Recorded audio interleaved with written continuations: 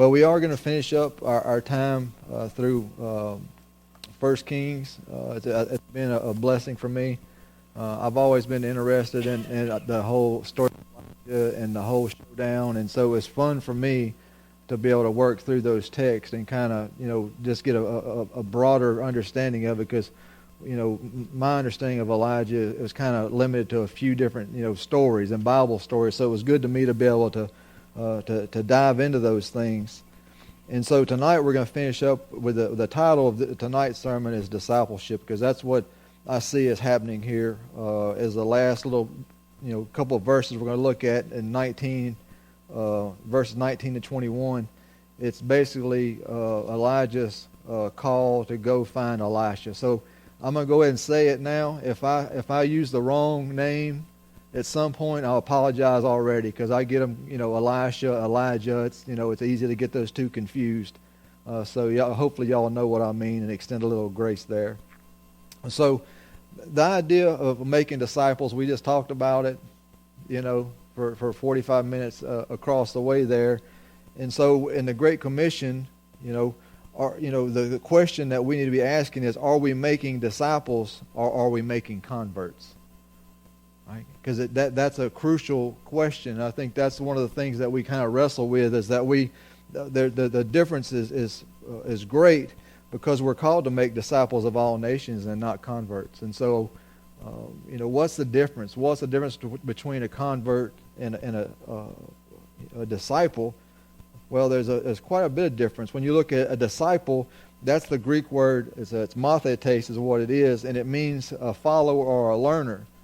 So that's quite a bit different than a convert. It's quite not the same thing at all.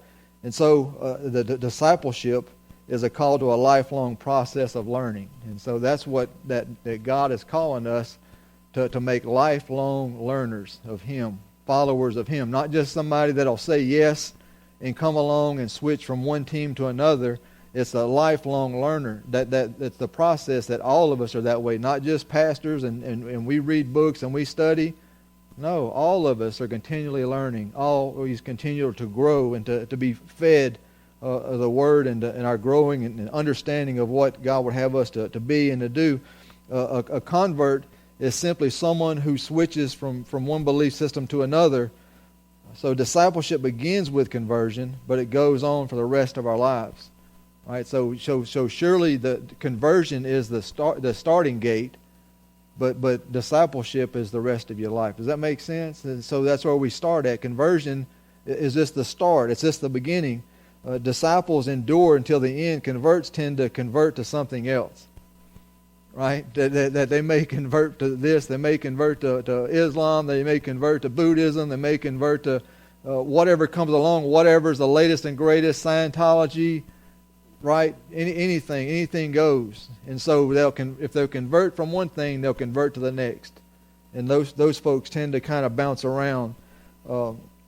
Theologian J.S. Shaw put it like this, talking about the difference between conversion and discipleship. He says, the difference between convert making and disciple making is crucial.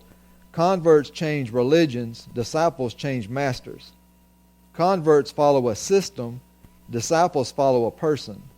Converts build Christendom, disciples build the kingdom of God. Converts embrace rituals, disciples embrace a new way of life. Converts love conversion, disciples love transformation. I was like, wow. I said, that nailed it. That right there really shows the difference in the two. It's quite a bit different when you look at those things side by side. They're quite a bit different, are they not?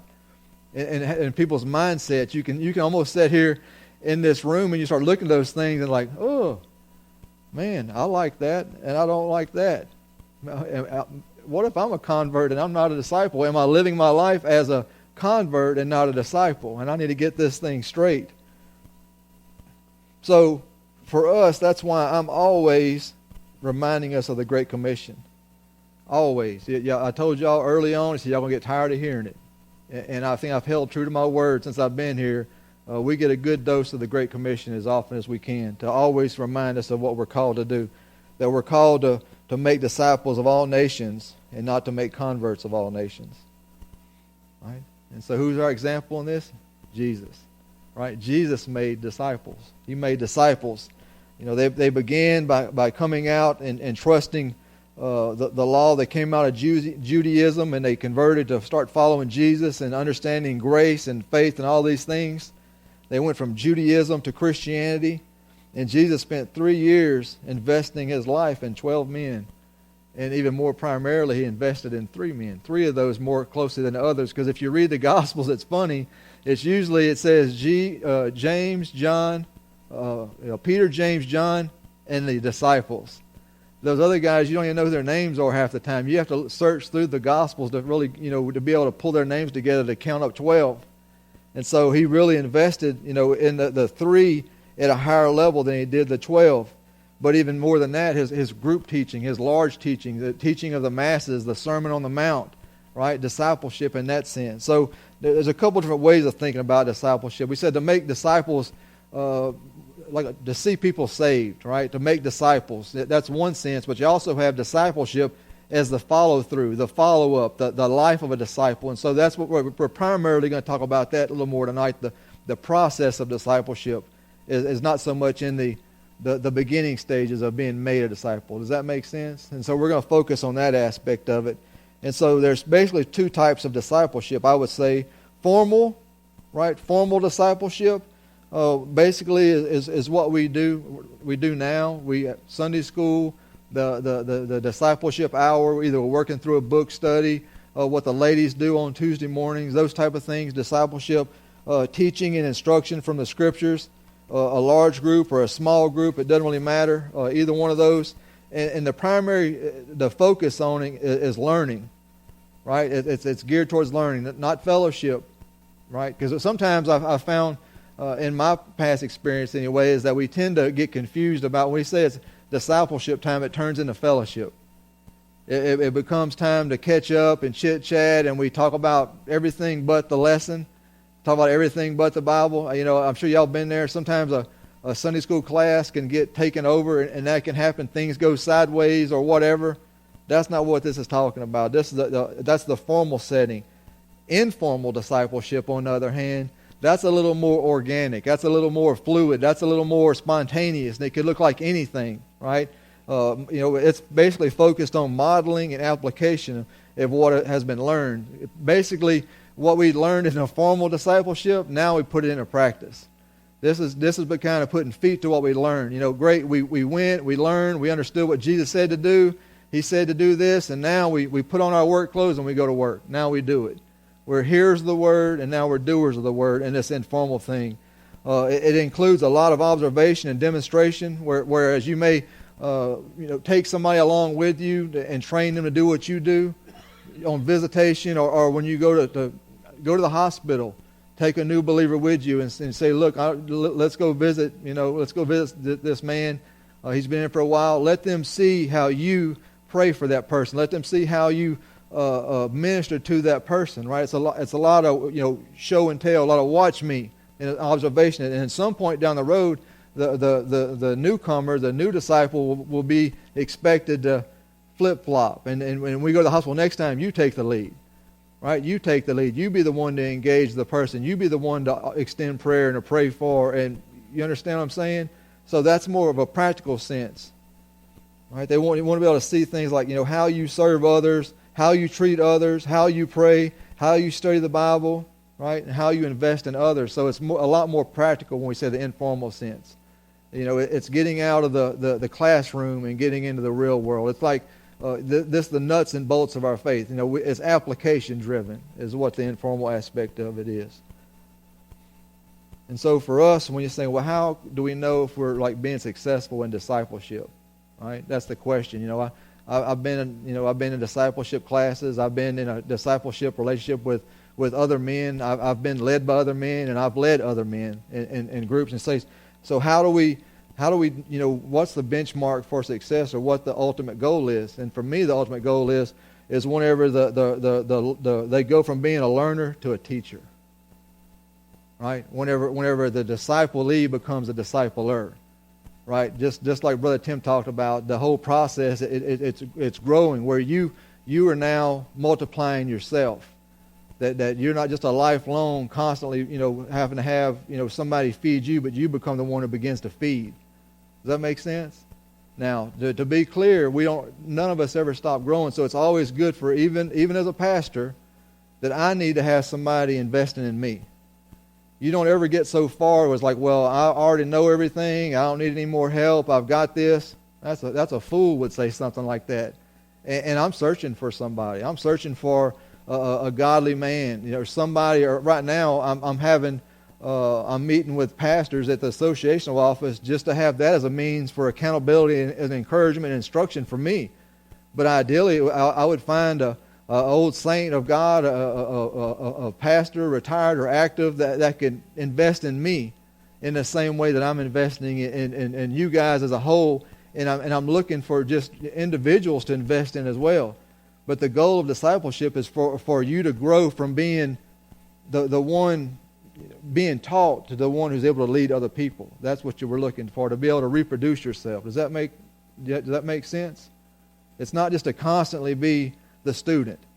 Your goal is to grow up, right, in the faith, to mature in the faith, where you're able to lead and not always have to be led. And so that's the goal. That's what we're looking to do.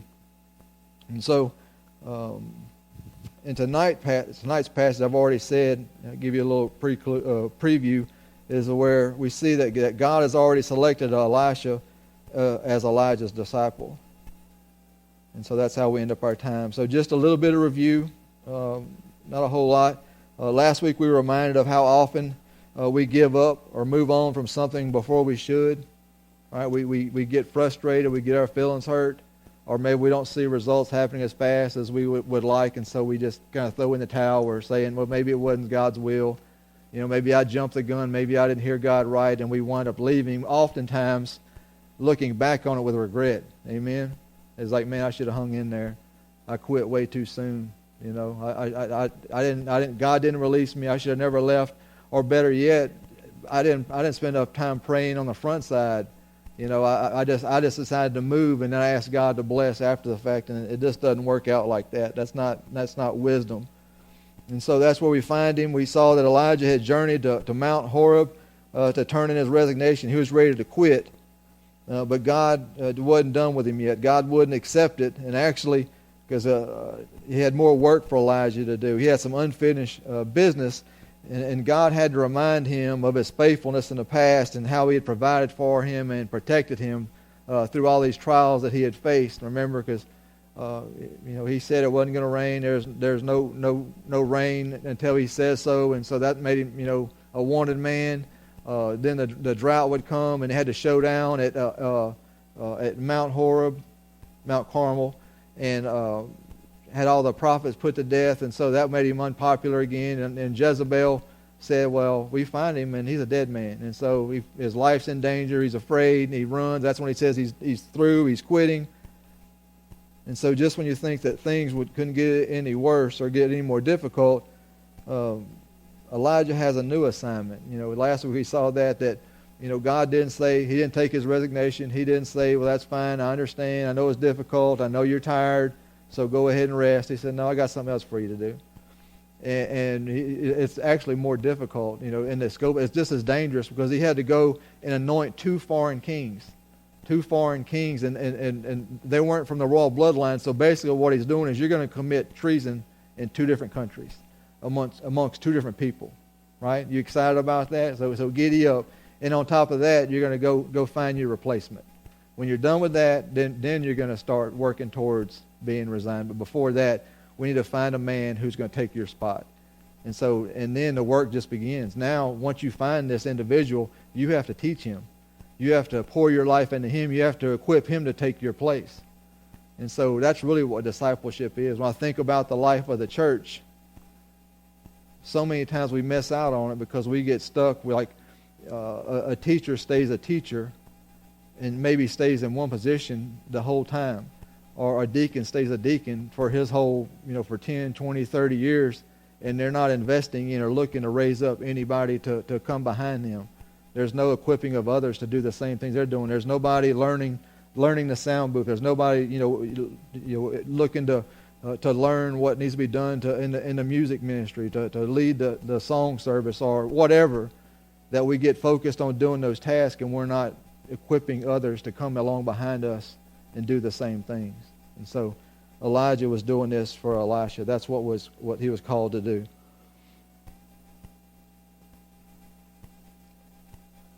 So for in our text tonight, we're going to see 3 principles of discipleship. 3 of them. And the first one we'll see is in verse 19. We'll see discipleship requires intentionality. Discipleship requires intentionality. Intentionality is just a big fancy word for just on purpose. Do something intentionally means you plan on doing, you mean to do it. It requires intentionality. And so the verse begins, it says, "So he departed from there and found Elisha, the son of Shaphat, who was plowing with 12 yoke of oxen before him, and he was with the 12th. And Elijah passed by him and threw his mantle on him." So we've already talked about it, but I'm just going to say it again. Discipleship does not happen by accident. Right? Spiritual growth does not happen by accident. It's not something that it's not natural. It's something that we have to invest in and do on purpose. And so we see in our verse here that Elijah went and found Elijah. Right? He went and found him. He wasn't just sitting on his hands or just waiting for this thing to all come together for him. He went and found him. And so 3 ways that we can be intentional in discipleship. The first one is to be intentional about who you choose to disciple. Right? To be intentional about who you choose to disciple. And I know sometimes in your mind, like, well, hang on a second. You're saying that, across the way, you're talking about we can't pick and choose who comes to faith. And I said, amen, that's right. But we can pick and choose who we disciple. And we're wise to pick and choose who we disciple. Right? We look for people who are wanting to grow. We are looking for people to bring along. Because I've had several times where if I just say, well, as a pastor I haven't done it, but as a lay person and as a Sunday school teacher, if I just sit in our classroom, look, guys, I'm looking to start a discipleship group, and I'm looking for, like, say, 3 people, right? And I just put it out there to the whole class. You know how many people will come to me later? None. Y'all, you've seen how this happens, right? If you make the offer available, nobody will. But through my observation of the class, through my observation of the people, I know who's hungry. I know who wants to grow. I know who will be committed to the process, and that's who I go for. Right? And some of them, that's like picking low-hanging fruit. Call it what you want. It sounds like a recipe for success for me. Right? Instead of kicking against the goads, instead of finding that person that won't commit, always got an excuse, won't constantly saying I can't, or I'll call up and, well, I can't meet tonight. This came up, that came up. No, life's too short to be spending too much time on those individuals like that. When they're ready to get on board, then amen. We're gonna rock and roll. I'd love to have you in the process, but until then, don't frustrate yourself with that. We all have seen that many times. It'll save you some frustration. Because not everybody's ready to commit themselves to true discipleship just yet. And so how do we know? We observe, we pray. First of all, we pray for God to show us who He'd have us to disciple. That's a big part of it. Spend time in prayer. And also, in that prayer, pray that God would lead that individual to you as well. And I've found that many times when we spend time in prayer, praying like that, when you approach that person, it's almost like it was meant to be. Said, look, I've been praying to the same end that God would show me who I can get in partnership with in a relationship like that. I've needed a man in my life to lead me, to help me to grow in my faith. And so God will do that.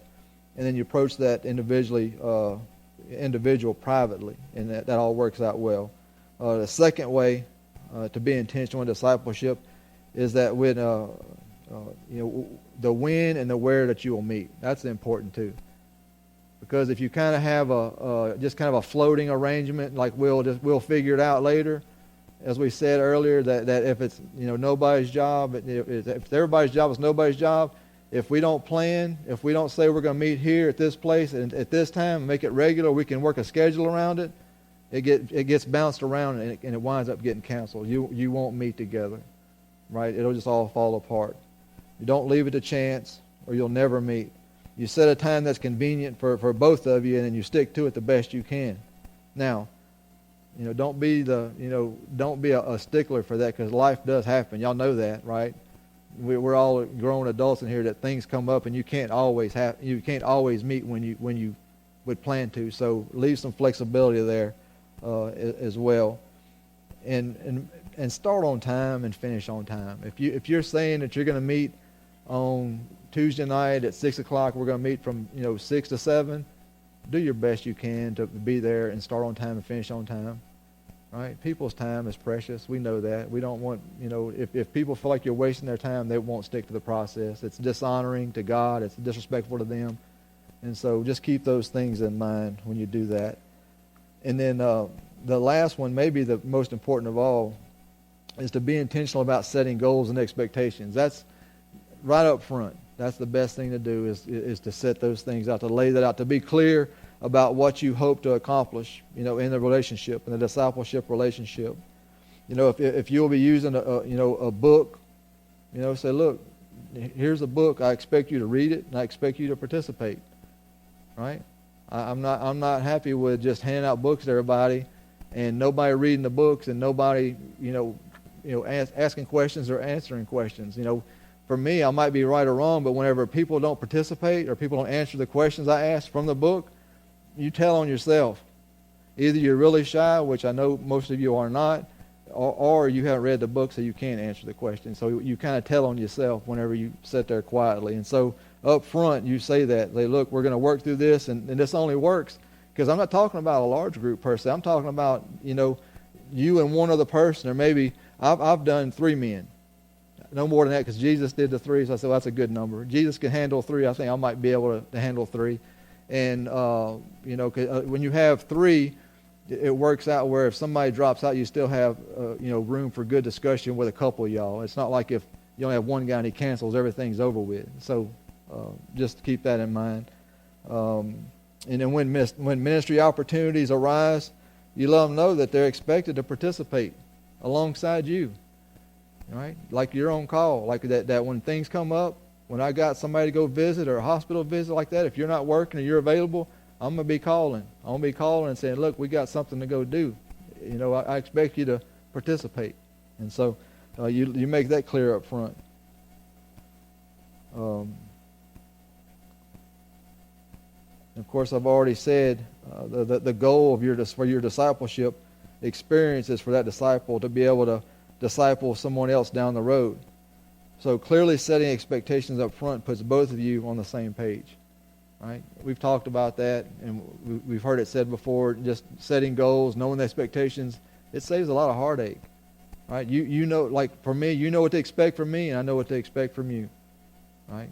That'll limit those things, limit those frustrations. So in this sense, God gave Elijah a specific man to disciple. His name was Elisha. And he was from Abel Meholah, which is about 20 miles to the south of the Sea of Galilee. So what this means is that Elijah had to travel back to the heart of Ahab's territory to meet this guy, which also meant that Elijah had to travel hundreds of miles from Mount Horeb to find Elisha. Right? How many of you guys will be that committed to go find that person? If God laid somebody on your heart, would you be willing to go hundreds of miles to meet up with that person? Right? I would say, if God spoke to me in an audible voice like that, like He did to Elijah, I would like to say I would, But to this point, He hasn't done that. But I'm just saying, for us, we limit ourselves, right? We're not willing to put ourselves out too much. We're so used to having things convenient, but that wasn't the case here with Elijah. And when he came along, Elisha we can see that he was from a wealthy family, because he saw him and he was a 12 yoke of oxen. Right, Brother Lee? He had a job on his hand. That was a lot of animals. That's a sign of a wealthy man, to be able to have that many oxen to work with. So we come from a well-to-do family, but also a good thing to notice is that he knew from the start that Elisha wasn't a lazy man. He was a worker. And so that's a good sign that when he showed up, he's out there getting his hands dirty. So Elijah had to be encouraged by that. And so, of course, surely God had prepared Elisha for this day as well by the way he responded. And now when we see that he comes and he throws his mantle on Elisha, that's a clear sign that he had been selected to follow Elijah. And so Elijah was probably popular, that the word had spread about who he was, and so Elisha had to know who he was. And so for him to come to town, and that he probably had a distinct cloak that he wore, and whenever he threw that on him, man, that'd be like, I don't know, I can't even think what that'd be. That may be like Elvis coming to town and taking one of his capes and throwing it over his shoulder. He's like, wow, I can't believe that just happened. And so he was kind of starstruck at what had happened. But he was all in. He got excited. And so that leads us to the next thing in our process, that discipleship requires commitment. The big C word. Well, we don't like that too much. We don't like that whole commitment thing. Verses 20 to 21a. It says, and he left the oxen and ran after Elijah and said, please let me kiss my father and my mother, and then I will follow you. And he said to him, go back again, for what have I done to you? So Elisha turned back from him and took a yoke of oxen and slaughtered them and boiled their flesh, using the oxen's equipment, and gave it to the people, and they ate.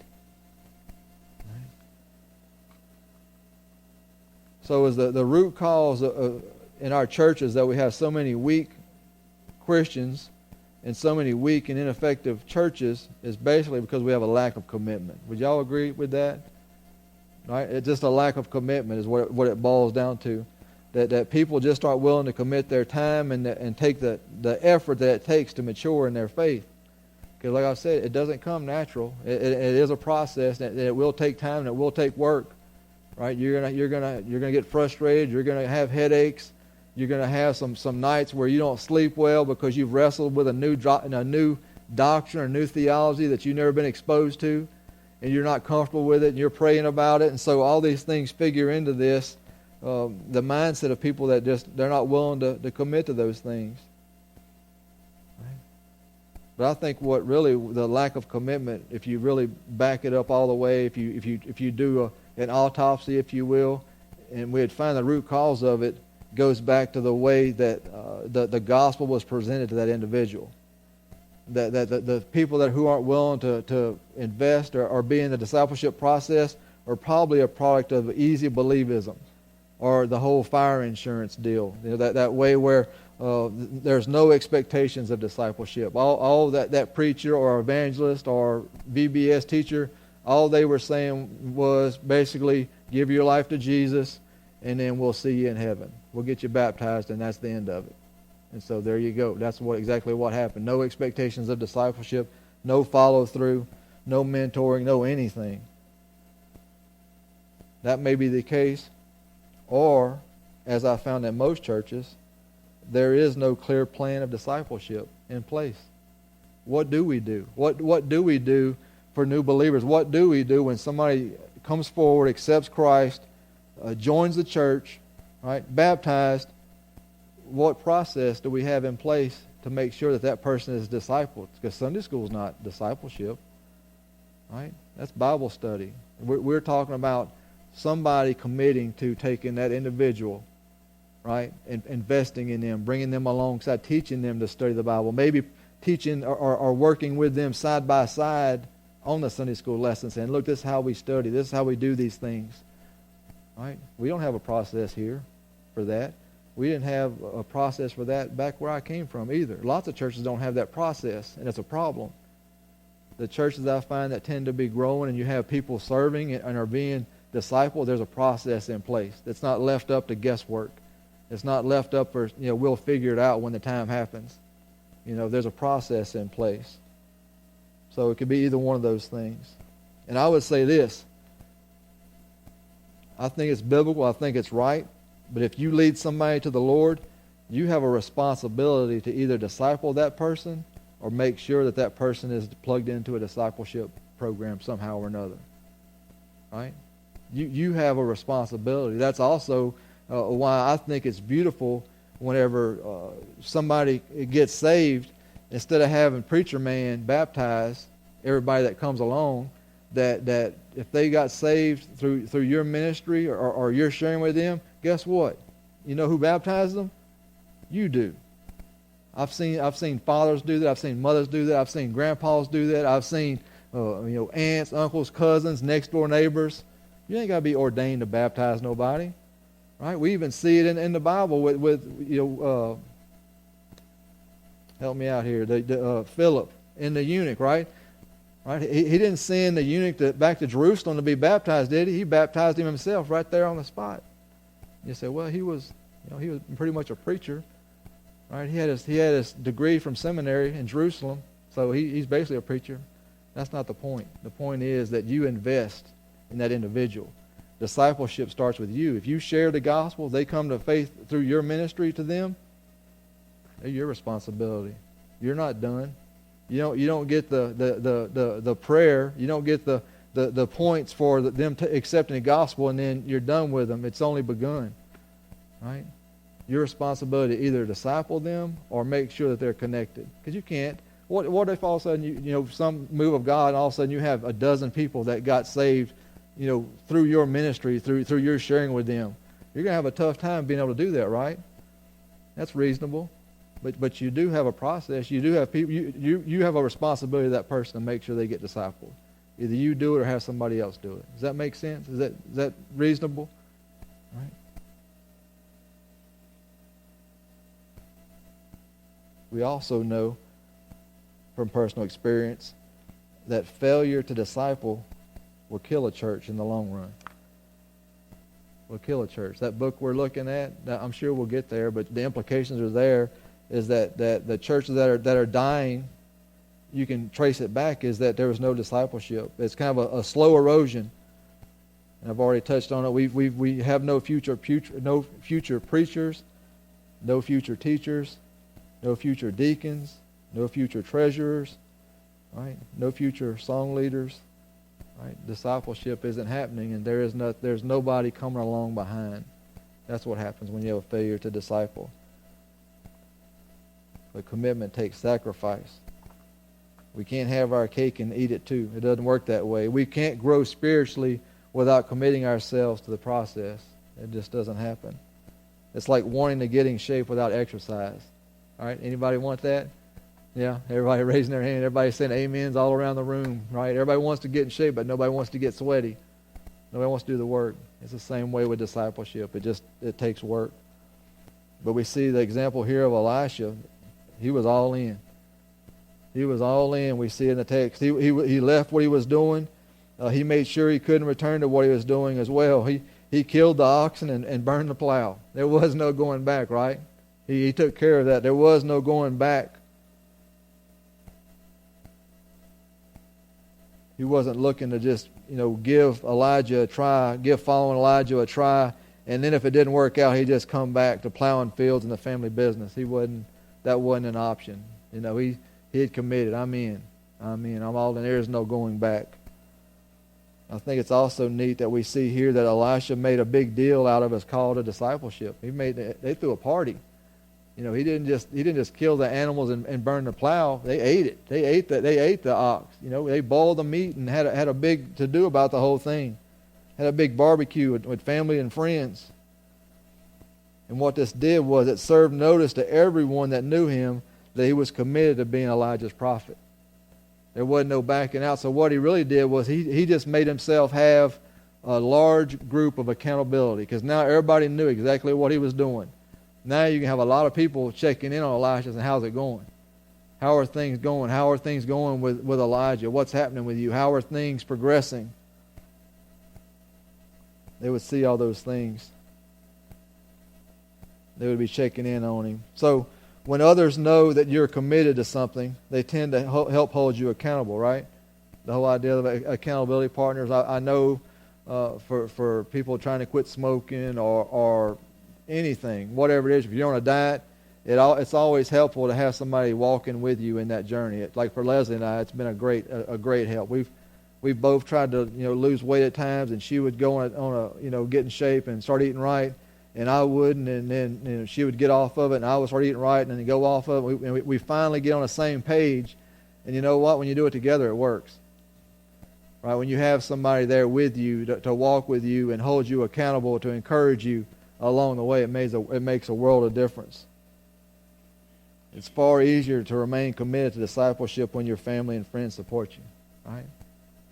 Right? Y'all know that. Surely you know that it's hard when you're in this thing alone. When you know people that want to be committed, but just the family, the pull of the family is what's really holding them back. That they want to be in Bible study, but the family won't come. And typically, not always, when you see if we can get dads in families, if we can get dads in church, and dads committed to discipleship, the family usually comes along behind, right? If mamas come, you have a slim chance. Maybe unless mama, has a lot of stroke in the family and has a lot of sway on the whole family, they might come. But typically, if dad don't come or dad's not involved, the family tends to be not as committed, right? And so, but when you have family supporting you, you tend to be able to stay committed to it.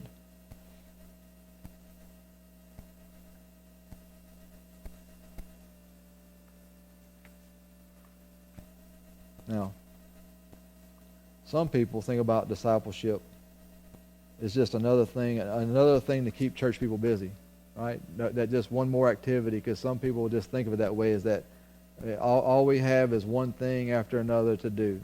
Sunday school, discipleship, serve here, serve there, go tell people about Jesus, on and on and on, and busy, busy, busy. But that's not the case. That's not the case at all. It's not something just to keep you busy. Now, it certainly can be if that's what you make it out to be. If you're just looking to fill up your schedule, then we can do that. We can just find all kind of stuff for you to do. But that's not the point. Discipleship is doing things that help you to become more like Jesus. That's what discipleship is. Discipleship is renewing your mind to be aligned with God's will. That's what discipleship is. And that's what Paul said in Romans 12:2. He said, "Do not be conformed to this world, but be transformed by the renewing of your mind, that you may prove what is that good and acceptable and perfect will of God." In a nutshell, discipleship is becoming more and more like Jesus. It's not busy work, right? It's not something just to occupy your time. It's becoming more and more like Christ is what it's supposed to be. And so the last thing from our time here in 1 Kings, discipleship requires relationship. Discipleship requires relationship. Verse 21b, just a little short piece of that verse.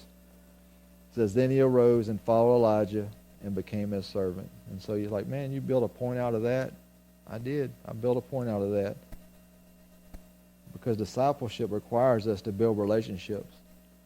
And this goes back again to the work, that scariness of building relationships. Because I've come to realize, I guess I didn't realize I grew up in Tioga, and I guess I thought I was in the country, but I wasn't. I was really like in a kind of on a road with a lot of other houses. Could be a suburb, I guess Tioga is where I lived, and so I thought I lived in the country, but I guess I didn't. And coming here, this is the country. Living here, it showed me that out here, people tend to live out here for a reason. You know why people tend to live in the country? Because they want to be left alone, right? They tend to want to be left alone. They're not. If they wanted to build relationships or be around other people, they live in a city.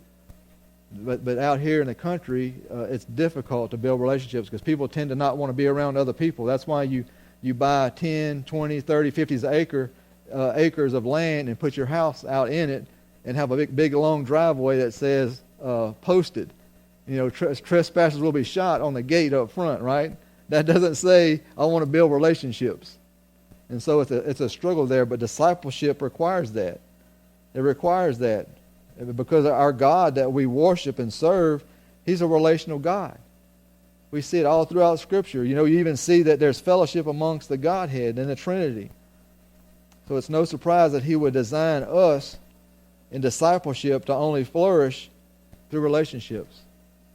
That's how it flourishes, through relationships. So you want to boil down to what Christianity is? Christianity is a relationship. It's not necessarily a religion. Right? That's what I try to tell people all the time. Oh, it's just another religion. No, it's not.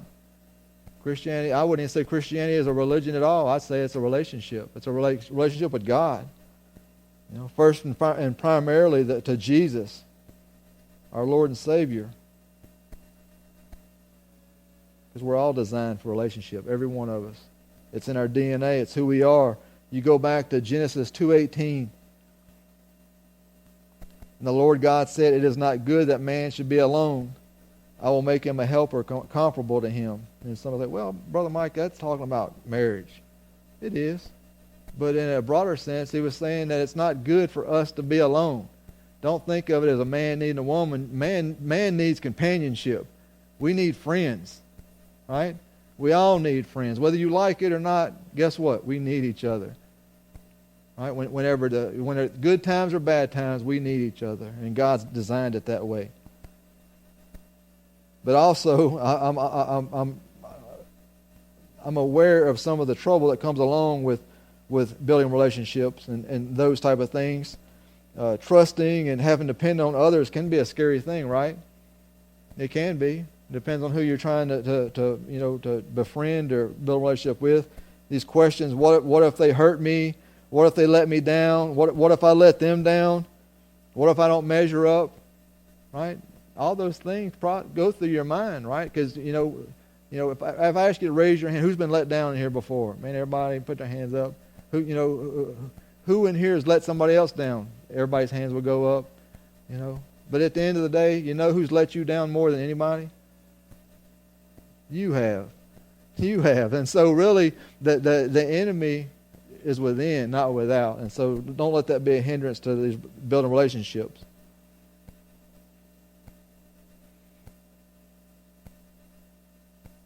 Satan doesn't want you to have any relationships.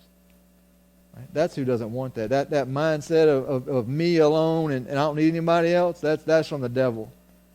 That's straight out of hell. It's that whole mindset of divide and conquer.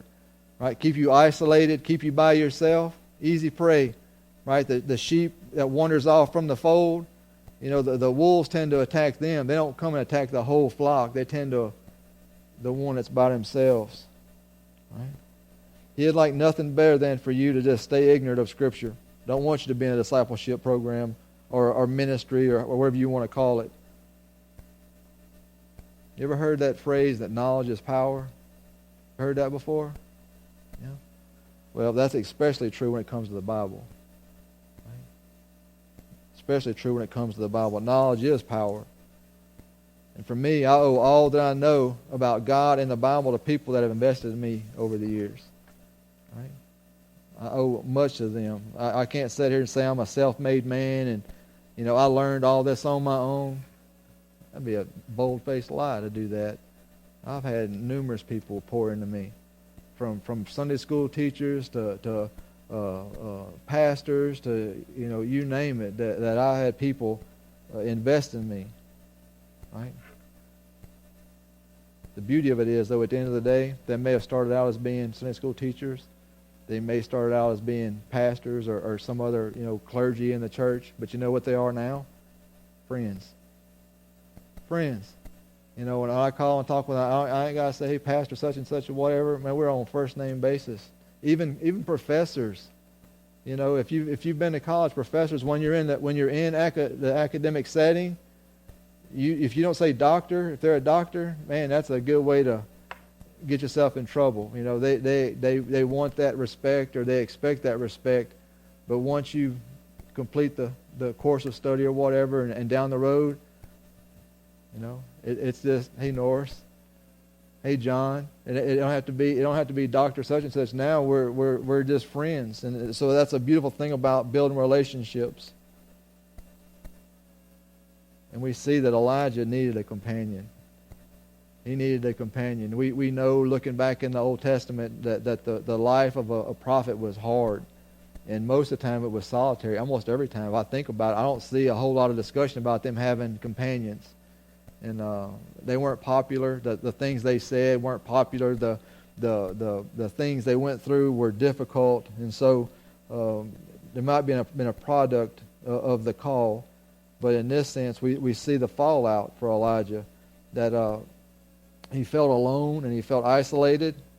You know why he felt alone and isolated? Because he was.